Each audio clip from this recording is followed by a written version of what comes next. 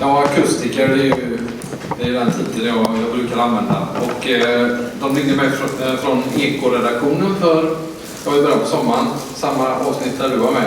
Ja, så frågade de, vad kallar du dig? Akustiker, sa de. Varför då? Ja, jag är bullerforskare då. Ja, det tar vi. Och Göran pratade väl i Ekosändningen i 30 sekunder och jag fick 4. Ja, och jag lyckades säga liksom 2 gånger. Så jag ska se om jag klarar mig bättre den här gången. Vad har jag gjort? Jo, jag har gjort en bullerkarta för hela Göteborgs kommun som startar 1975 och jag har gjort den fram till 2010. Den har tagit någon vända i medierna så ni kanske har stött på den. Men inför den här presentationen så fick jag lite uppdrag av Frans att försöka se till lösningar på problematiken kring buller. Så jag har och så vet jag ju då att det är ju snart klimatförhandlingar. Eller har de börjat? Nej. Jo. Förpostfäktningar. Ja, just det. Och då jobbar man väldigt mycket med scenarion. Och då brukar det vara en kurva som lutar upp och så sprider det där igen. Så en sån presentation vill jag göra, tänkte jag. Så det ska jag göra. Jag ska göra olika scenarion för vad som händer i framtiden. Och lösningen på bullerproblematiken, det vet jag ju egentligen vad det är. Och jag brukar alltid säga det. Men den här gången håller jag det hemligt då till sista bilden. De som har sett det förut kanske kan gissa. Jag har då tagit den beräkningsmetoden för vägtrafikbuller. Vi använder väl i princip 2 i Sverige, men denna mest. Den reviderades 1996. Och jag har då använt den bara för att beräkna den ekvivalenta nivån, dygnsekvivalenta nivån. Och det har jag gjort i hela Göteborg, hela Göteborgs kommun. Och Göteborgs kommun har haft samma gränser från 1975 till 2010. Så att det är inga sådana problem med ändring av områden då. Så där hade jag tur. Strax innan ändrade de dock innan detta. För att göra detta så börjar jag med END-kartan, det vill säga Environmental Noise Directive. Det är de kartor som görs vart 50 år kring alla större vägar och järnvägar och industrier och i de stora kommunerna. Alla kommuner över, är det 100 000 nu? Ja. 13 kommuner nästa gång. 15? Ja. Jag sa inte liksom. Ja. Och då har jag tagit den där kartan då, som var en väldigt bra databas från Göteborg och så har jag knådat om den så att den gäller både bakåt i tiden och framåt den där lilla snutten till 2010 då. Och sen så har jag tagit hela stadens databas med trafikmätningar och det är riktigt många mätningar. Det handlar väl om en 50 000 datapunkter fördelade på tusentals mätplatser. Och alla de mätplatserna har man då mätt trafikflödet. Och så har jag knådat om databasen över trafikflödet 2006 så att det ska stämma under hela den här perioden, inklusive att jag har tagit bort länkar som har försvunnit och lagt till länkar som har tillkommit. Och framförallt är det då de stora tunnelprojekten i Göteborg som har tagit mycket energi att få till. När vi har fått ner trafik i tunnel då. Och trafik i tunnel är ju en akustikers våta dröm att begrava buller, så att säga. Jag antar då i de här beräkningarna att fordonen är lika bullriga idag som de är 1975. Och det där, när detta stod i tidningen då, så fick jag faktiskt flera arga telefonsamtal av personer som anser att jag är ju fullkomligt sinnesförvirrad. Det är ju så otroligt mycket tystare fordon idag än 1975. Men det är det faktiskt inte. På insidan däremot är de väldigt mycket tystare. Det är en sanning med modifikation då. Förmodligen är det så att en personbil idag är någon decibel bullrigare än det var 1975 i vanlig trafik. Medan en lastbil är något tystare och det inträffade framförallt i mitten på 80-talet när det kom strängare regler för tunga fordon. Men jag räknar med att man har samma bullernivå över denna tid. Skulle man då räkna för helt flöde skulle man förmodligen höja egentligen någon decibel. Trängselskatt hittade vi på Göteborg. Och det är ju en mardröm för en akustiker som har lagt så mycket tid på en modell och så plötsligt är den ogiltig då. Suck. Ja, arbete pågår. Jag ska försöka modernisera den. Men jag låtsas inte om någon trängselskatt i mina scenarier här. Vad som har hänt i princip är väl att man har tagit trafikflödena en aning, men de fortsätter fortfarande på samma bana ökningsmässigt och så. Det stämmer det? Ja. Han nickar gillande. Jag har hittat på de här olika scenarion. Jag presenterar dem när vi kommer till dem. Befolkningsökningen är ju liksom en nyckelfaktor här då. Kommer strax till det. Och det är ju, när jag talar om befolkningsökning här då, så menar jag inte bara göteborgarnas förmåga att föröka sig, utan också inflyttning då. Och inflyttningen är ju framförallt urbanisering, det vill säga omflyttning av svenskar så att man hamnar mera tätt. Men det är också invandring och födsel och dödstal. Och så trafikökning. Då tänker jag presentera, liksom många andra här tror kanske förhoppningsvis att det skulle vara lite mer politiker och lite mer icke-kända ansikten och lite mer icke-akustiker här. Så att jag ska bara redovisa sådana här diagram nu i någon slags tanke om att det skulle vara lättare att hänga med där. Men jag kan ju inte ändra det i vad jag köra. Nu har jag heller inte belagt att min modell fungerar och så att tror ni inte på det så tror ni inte på något. Men det får ni lita på mig eller så får ni blunda med öronen. Då fram till 2010 där så är det så att säga riktiga data fullständigt beräknade med min modell. En beräkning för varje år, men jag har bara befolkningsstatistik för var 50 år. Därför så är kurvan lite knyckig här, för jag vet bara var folk bor var 50 år. Och då är det från 1985 och framåt där så har vi haft en ganska stadig ökning med ungefär 0,8% per år av befolkningen i Göteborg. Så jag extrapolerar den där. Vad är det här då? Det som händer där? Jo, det är den här gröna vågen. När folk flyttade ut till förorterna, Mölnlycke och sånt, men de flyttade tillbaka sen. Eller var för tråkigt.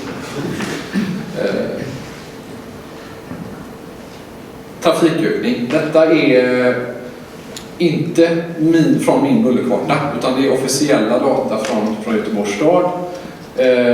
Hur trafiken har utvecklats, trafikarbetet. Och då har skalat om det så att det är 1975 då.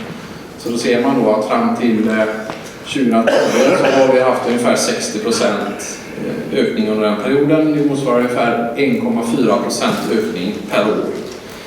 Då är det egentligen så att det är något lägre ökning för lätt trafik och något högre för tung trafik. Under perioden så har man haft en ganska stor förskjutning mot tung trafik sedan 75. Tyvärr är data väldigt skakigt på det. Så att i mina modeller så antar jag att det är samma tungtrafiksandel i stort sett under hela perioden, förutom några av de största länkarna där det verkligen är mätt. Så att jag har underskattat, kan man säga, inverkan av tungtrafik. Och så har jag extrapolerat trenden 1,4 uppåt där. Ni kanske känner till då att om man frågar Trafikverket så brukar de skruva på sig, men de brukar ofta säga 2%. Så att det här är en väsentligt lägre ökning då än Trafikverkets typsiffra. Här kommer första scenariot, som alltid är business as usual. Så det betyder att i Göteborg så bygger vi nya bostäder motsvarande 0,8% per år. Och de är helt jämnt fördelade över hela stan. Och den nya trafik som uppstår, den är helt jämnt fördelad över hela stan. Då fortsätter ju kurvan liksom i tangentens riktning där. Det är inget konstigt. Då tar vi ett scenario här då. Här säger vi då att 2010 så börjar EU med en policy som innebär att fram till 2025 så ska man ha sänkt emissionen ifrån verklig trafik med ungefär 1 dB. Och det är väl ungefär där, om jag förstår saken rätt, som man ligger med det direktiv som nu ligger. Det vill säga man kan förvänta sig strax under 1 decibel sänkning fram till 2010. På grund av skärpning av lagstiftning för hur mycket bilar för bullrar helt enkelt. Det händer ju inte sådär jättemycket då. Vi bryter ner då istället från strax över 180 000 göteborgare över 55 decibel så räddar vi 20 000 där. Tack EU. Då gör vi istället så här att vi händer ingenting med trafiken. Det är business as usual där, bilarna bullrar lika mycket. Men så tar vi så att alla nya bostäder i hela Göteborg byggs på platser där bullernivån är under 55. Men kära mig, nu har du räknat fel. Kurvan pekar ju uppåt. Då ska den väl vara rak. Nej, för vi har ju trafikökning. Och folk i befintliga platser blir mer och mer exponerade när trafiken ökar. Och det är en ganska brant fördelningskurva, det vill säga det är väldigt många som är strax under 50. Och när man flyttar någon dB där, del av en dB, så är det många som ramlar över kanten och in i 50 eller 55 eller vilken pinne man nu tänker sig. Så blir det. Så att, en dB skärpning på 15 år eller alla nya bostäder i tysta områden är ungefär samma, ganska blygsamma effekt. Det kan man också tänka sig så här att de här bostäderna kan man ju fundera, de kan man ju tänka sig så istället att de byggs på platser, oj min tid är slut. Nej, ja, jag drar över lite. Alla de här bostäderna byggs på platser, eller byggs med sån teknik med tillgång till tyst sida och väldigt bra fasadisolering, så de som bor där är att betrakta som ostörda, opåverkade. Då skulle vi också ha den här utvecklingen, det vill säga en fortsatt ökning tack vare befolkningstillväxt och trafikökning. Nu kommer svaret som alla längtar efter. Hur ska vi lösa detta? Redan idag, redan för 5 år sedan, redan för 10 år sedan så fanns det på marknaden bildäck som är 5 decibel tystare eller mer än medelräcket i trafik. Så helt utan teknikutveckling, bara genom att välja de tystaste däcken, så kan vi vinna 5 decibel. Det är också visat i flera studier att låg bulleremission från däcket inte har negativ inverkan på trafiksäkerhet och våtskräp, och det samvarierar faktiskt med låg energikonsumtion, så däck som rullar lätt är ofta tysta. Det finns prototyper som detta däcket här som är 10 decibel eller ännu mer, uppemot 15 decibel tystare än det traditionella däcket. Man har lagt lågbullerbeläggning på några platser i Sverige. Jag tog upp ett exempel här där det kom en ny intressant rapport i sommar där man visade att den här dubbeldränasfalten som man lagt förbi Jönköping Huskvarna, som många har känt, så likade den ler, ja, bra, tack. Den gav ganska bra effekt.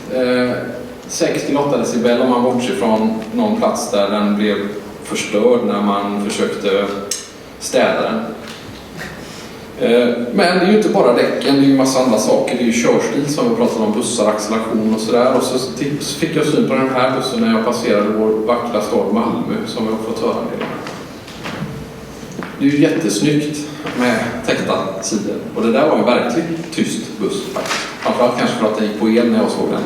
Men det är en hybrid, tror jag. Ännu roligare är det när man betraktar att jag hade faktiskt en hetsig diskussion med en företrädare för svensk bilindustri som sa att man kan aldrig täcka sidorna på styrande axlar på tunga fordon. Det går inte. Man kan inte täcka hjulsidan. Förutom i Malmö. På de bussarna.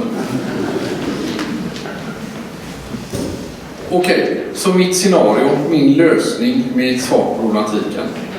Om vi 2010 hade infört regler som sa alla däck ska vara så tysta som redan finns på marknaden, som är 5 decibel tystare än medeldäcket. Alla nya däck. Så antar vi att ungefär 1/5 av alla däck byts varje år i trafik. Och det är väl halvt rimligt att anta. Det betyder att medellivslängden för däck är 5 år. Det är ganska bra. Eller livslängd överhuvudtaget. Då får vi ju då en mycket kraftig påverkan på antalet exponerade över 55. Och efter då ett antal år så vänder kurvan och går upp här igen. Och det är inte så konstigt, för den fortsätter ju att hänga med här med befolkningsökning och trafikökning. Kommer vi ha befolkningsökning i framtiden? Ja. Kommer vi ha trafikökning i framtiden? Ja. Den debatten kan vi ta på paneldiskussionen sen, men det tror de flesta. Så som vi alltid har vetat så ligger lösningen även i detta miljöproblem i att åtgärda emissionen källan.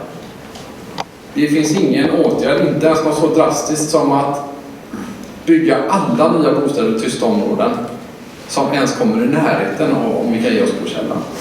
Så detta är min sista bild och min slutsats.